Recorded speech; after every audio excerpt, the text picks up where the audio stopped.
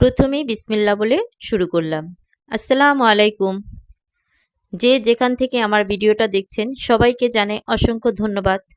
আজ তৈরি করে দেখাবো থাই স্যুপ। ডিমের কুসুম নিয়েছি 2টা, সেটাকে ভালো করে ফেটে দিয়ে দিলাম চিংড়ি মাছ, কেটে রাখা বনলেস চিকেন, থাই আদা, থাই পাতা, চিলি সস,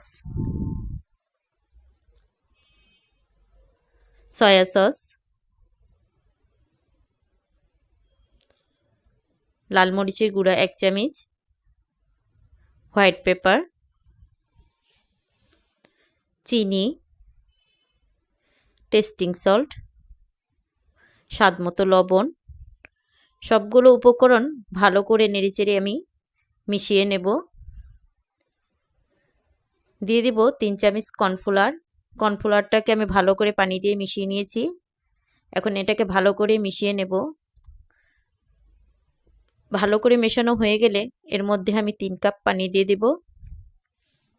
পানিটা দিয়ে আবারও নেড়েচেড়ে মিশিয়ে নিচ্ছি। এখন চুলায় বসিয়ে দেব। চুলায় ভালো মতো এটাকে জাল করে নেব। একদম নেড়েচেড়ে এটাকে জাল করতে হবে, না হলে দলা পেকে যাবে। ভালো করে নেড়েচেড়ে মিশিয়ে নেওয়ার পর ঠিক এরকম ঘন হলে এর মধ্যে আমি কিছুটা লেবুর রস দিয়ে দিব। দিয়ে চুলা থেকে নামিয়ে নিলাম।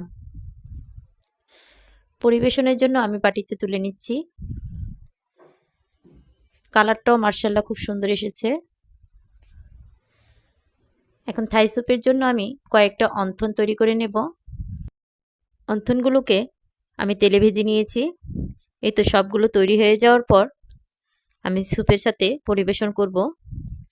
ঘরে রান্না করলে হয় কি, চিকেনের পরিমাণটা বাড়িয়ে দেওয়া যায় এবং পরিবারের সবাইকে নিয়ে খাওয়া যায়।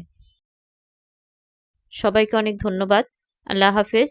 আসসালামু আলাইকুম। শুভরাত্রি।